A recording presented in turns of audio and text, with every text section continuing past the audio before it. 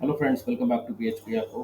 और आज के इस वीडियो सेशन में हम लोग देखने वाले हैं जावास्क्रिप्ट के थ्रू वेरिएबल्स। ठीक है, ये हमारा जावास्क्रिप्ट कंप्लीट सीरीज का ट्यूटोरियल नंबर 2 है, जहाँ पे बेसिकली हम वेरिएबल्स को देखेंगे कि वेरिएबल्स कैसे डिफाइन करते हैं, कैसे डिफाइन करते हैं और कैसे यूज़ करते हैं। जावास्क्रिप्ट में 3 तरीके से आप वेरिएबल को डिफाइन कर सकते हो। ठीक, उनके लिए जो कीवर्ड्स यूज होते हैं, पहला है वॉर, ठीक है, उसके बाद है कॉन्स्ट और एक और होता है लेट। ठीक है, इन तीनों में डिफरेंस भी बताएंगे, इन तीनों में डिफरेंस क्या है, थोड़ा थोड़ा सा डिफरेंस है। और इसमें से एक वेरिएबल मतलब एक कीवर्ड्स ऐसा है जो बेसिकली ग्लोबली एक्सेस होता है, बाकी दो को छोड़ के। ठीक है, तो चलिए इसको शुरू करते हैं। सबसे पहले मैं इस पेज को सेव कर लेता हूँ डेस्कटॉप पे, वेरिएबल js.html। ठीक है, अब यहाँ पे मैं एक स्क्रिप्ट टैग लगा लेता हूँ। ठीक है, अब यहाँ पे हम शुरू करते हैं। देखिए, सबसे पहले मैं यहाँ पे वॉर लेता हूँ। जैसे मैंने यहाँ पे लिखा var x equal to 20 suppose. यहाँ पे मैंने x को वैल्यू दे दी 20।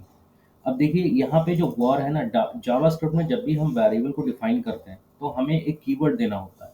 आप वॉर दे सकते हो, या मैंने अभी आपको दो और बताए थे कि कॉन्स्ट, वो भी आप दे सकते हो, या लेट से भी डिफाइन कर सकते हो। मतलब const is equal to const x equal to some value. ठीक है, इसी तरीके से let x equal to some value, कुछ भी आप दे सकते हो। तो सबसे पहले देखते हैं कि आपको डिफाइन करने के लिए वेरिएबल्स को एक कीवर्ड्स की जरूरत होती है। तो यहाँ पे मैं सबसे पहले वॉर यूज कर रहा हूँ। वेरिएबल, इसका मतलब है कि वेरिएबल एक बन चुका है, कौन सा, एक्स हमारा। ठीक है, एक्स नाम का हमारा एक वेरिएबल बन चुका है और इसमें वैल्यू कितनी आ चुकी है, 20। अब अगर मैं वैल्यू को प्रिंट कराऊंगा तो दो तरीके हैं। एक तो हमारे पास अलर्ट होता है, दूसरा होता है हमारा डॉक्यूमेंट राइट, और तीसरा होता है हमारा कंसोल डॉट लॉग। ठीक है, तो यहाँ पे मैं डॉक्यूमेंट डॉट राइट यूज करता हूँ, जिससे आपको ऑन पेज पे ही चीज़ें दिख जाएंगी। ठीक है, तो डॉक्यूमेंट डॉट राइट में यहाँ पे मैं एक्स लिख देता हूँ और इसको सेव करूँगा। ठीक है, अब चलिए मैं इसको रन कराता हूँ। तो ओपन विद,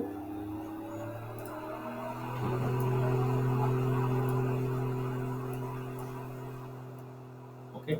तो यहाँ पे देखोगे कि आपको वैल्यू, मैं थोड़ा सा बड़ा करता हूँ, यहाँ पे आपको वैल्यू मिल रही 20। ठीक है, क्योंकि वॉर में मैंने कितना डाला होगा, 20।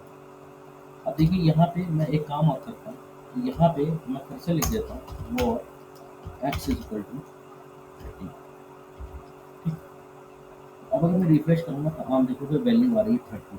वॉर से वेरिएबल डिफाइन करने की यही खासियत है कि ये ग्लोबली एक्सेस होता है, और जैसे ही आप इसको दोबारा डिफाइन करते हो सेम नेम से, तो भी ये आपको कोई एरर नहीं देता। यहाँ पे आप देख रहे हो मेरे को कोई भी एरर यहाँ पे नहीं मिल रही है। अगर मैं राइट क्लिक करके इंस्पेक्ट करूँ और यहाँ कंसोल पे भी जाऊँ तो कंसोल पे भी मेरे को कोई एरर यहाँ पे नहीं मिलेगी।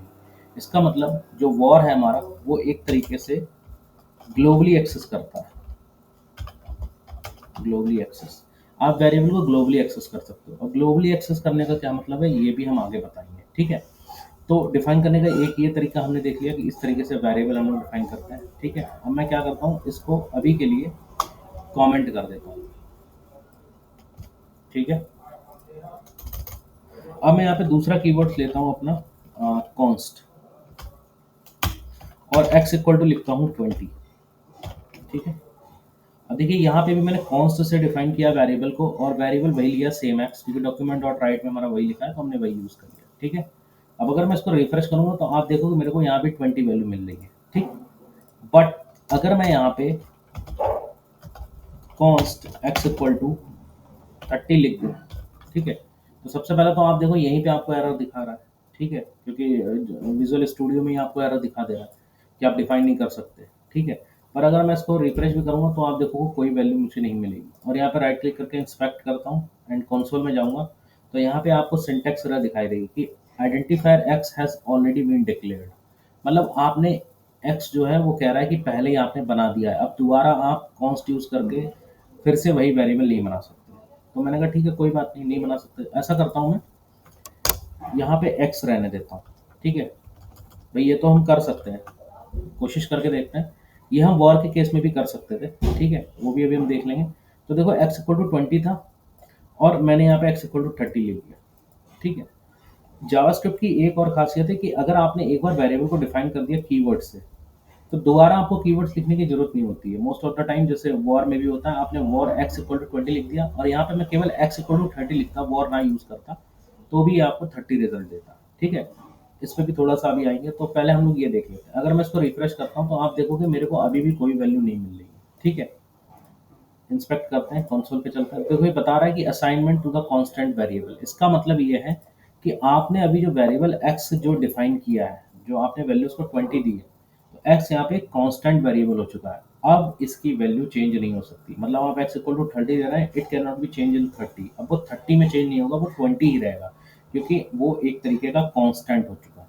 ठीक, अगर मैं इसको कमेंट करूं और मैं ऊपर वाले वेरिएबल्स को अनकमेंट करके अगर यहाँ पे वॉर इक्वल टू दोबारा एक्स इक्वल टू 30 लिखता हूँ, तो देखता हूँ क्या हमें आउटपुट मिलता है। ठीक, तो आप देख रहे हो मेरे को आउटपुट मिल रहा है, मतलब वॉर के केस में मुझे ही मिल रहा है।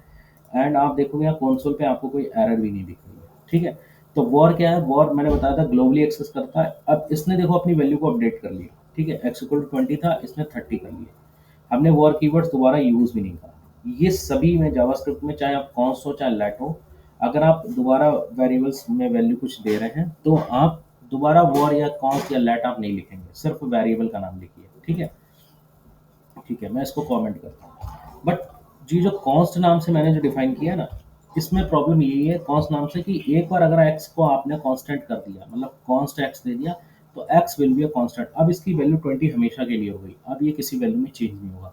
वैसे भी जो कांस्टेंट होते हैं, जैसे हमारे 1 2 3 4 5 जे हमारे नेचुरल नंबर होते हैं, और कांस्टेंट हमारे क्या होते हैं जिनकी वैल्यू चेंज ना हो, तो इनकी भी वैल्यू चेंज नहीं होता। 5 है तो 5 ही रहेगा। इसी तरीके से एक्स इक्वल टू जो 20 दे दिया आपने, इसके आगे जो कॉन्स्ट लगा दिया, अब ये वैल्यू को अपनी चेंज नहीं करेगा। ठीक है, ये उतना ही रहेगा, तो यहाँ पे ये एरर देगा। ठीक है, अब अभी मैं क्या करता हूँ, इसको भी कमेंट करता हूँ। ठीक, और हम अपना एक और देख लेते हैं, let let x equal to, यहाँ पे मैं देता हूँ 50। ठीक है, सेव करते हैं और इसको रिफ्रेश करते हैं, तो देखिए यहाँ पे 50 हमें मिल रहा है आराम से। ठीक है, कोई दिक्कत नहीं है। और मैं अगर आपको इंस्पेक्ट करके कंसोल पे जाके एरर दिखाऊं, ठीक है, ये कंसोल मैं इसलिए ओपन करता हूँ, आप इसमें जावास्क्रिप्ट की एरर आसानी से देख सकते हैं। ठीक है, चलिए, अब मैं एक काम और करता हूँ, मैं यहाँ पे लिखता हूँ लेट एक्स इक्वल टू 30।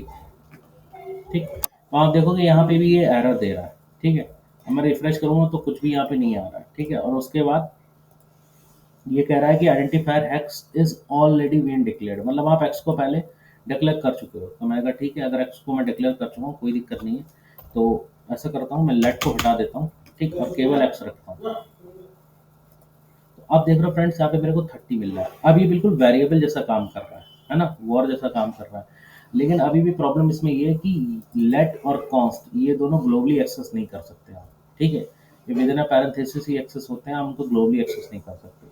इसमें और वॉर में ये डिफरेंस है कि ये भी जैसे वैल्यू को इसने अपडेट कर दिया, आप देख रहे हो, अगर लेट लगा रहा हूँ तो नहीं अपडेट कर रहा है, पर लेट मैंने हटा दिया वॉर की तरह, तो ये वैल्यू को अपडेट कर रहा है। लेकिन वॉर दोनों ही कंडीशन में सेम काम कर रहा है। अगर मैं यहाँ पे वॉर लिख दूँ तो भी ये मेरा एक्स इक्वल टू 30 दिखाएगा, और वॉर हटा दूँ तब भी दिखाएगा, क्योंकि वो एक ग्लोबल वेरिएबल की तरह काम कर रहा है। ठीक है, लेट तभी अपनी वैल्यू को अपडेट करेगा जब आप उसमें लेट कीवर्ड्स ना यूज़ करें। अगर लेट मैंने यहाँ दोबारा यूज़ कर लिया तो ये काम नहीं करेगा, एरर दिखाएगा। अभी इसने अपनी वैल्यू को क्या कर लिया, अपडेट कर लिया। ठीक है, और वैसे भी जो लेट और कॉन्स्ट हैं, ये बेसिकली मॉडर्न जावास्क्रिप्ट के कीवर्ड्स हैं जो 2015-16 में इंट्रोड्यूस हुए हैं। उससे पहले हम लोग वॉर ही यूज़ किया करते थे। ठीक है, अब जैसे ग्लोबली एक्सेस की बात हो गई, तो ग्लोबली एक्सेस करके मैं आपको एक चीज़ दिखा देता हूँ यहाँ पे, जैसे क्यों हमारा जो वॉर है वो ग्लोबल एक्सेस है। ठीक है, तो यहाँ पे मैं विंडो ऑब्जेक्ट का यूज़ करूँगा। विंडो एक ऐसा ऑब्जेक्ट होता है जो कि वेरिएबल्स को एज अ ग्लोबली स्कोप में ले जाता है। ठीक है, तो यहाँ पे मैंने लिखा वॉर एक्स इक्वल टू 40। ठीक है, और लिखा मैंने कॉन्स्ट वाई इक्वल टू 90। ठीक है, और मैंने यहाँ पे लिखा let z is equal to 80। अब यहाँ डॉक्यूमेंट डॉट राइट में यहाँ पे तीन चीज़ें कराऊंगा। कॉपी करता हूँ इसको, पेस्ट पेस्ट। यहाँ पे डॉक्यूमेंट डॉट राइट में देखिए पहला हमारा एक्स है ना, मैं इसको विंडो ऑब्जेक्ट के साथ कॉन्केटिनेट करता हूँ। यहाँ पे लिखता हूँ विंडो डॉट एक्स। ठीक, यहाँ पे मैं लिखता हूँ विंडो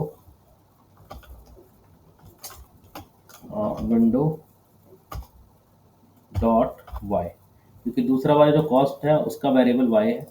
और यहाँ पे लिखता हूँ मैं विंडो डॉट जेड। ठीक है, तो ये तीन चीज़ें मैंने डिक्लेयर कर दी। अब अगर मैं इसको रिफ्रेश करूँगा तो यहाँ पे मैं देखिए आउटपुट जो पा रहा हूँ वो मैं 40 पा रहा हूँ सर।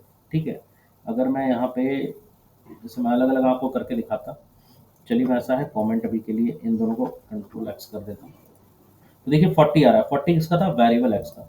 बट बाकी दोनों में अगर मैं देखूं, अगर मैं रिफ्रेश कराऊं इनको, तो आप देखोगे अनडिफाइंड अनडिफाइंड, मतलब ये वाई और जेड जो कॉन्स और लेट के साथ जो इंट्रोड्यूस हो रहा है उनको आप एक्सेस नहीं कर पा रहे, ठीक है।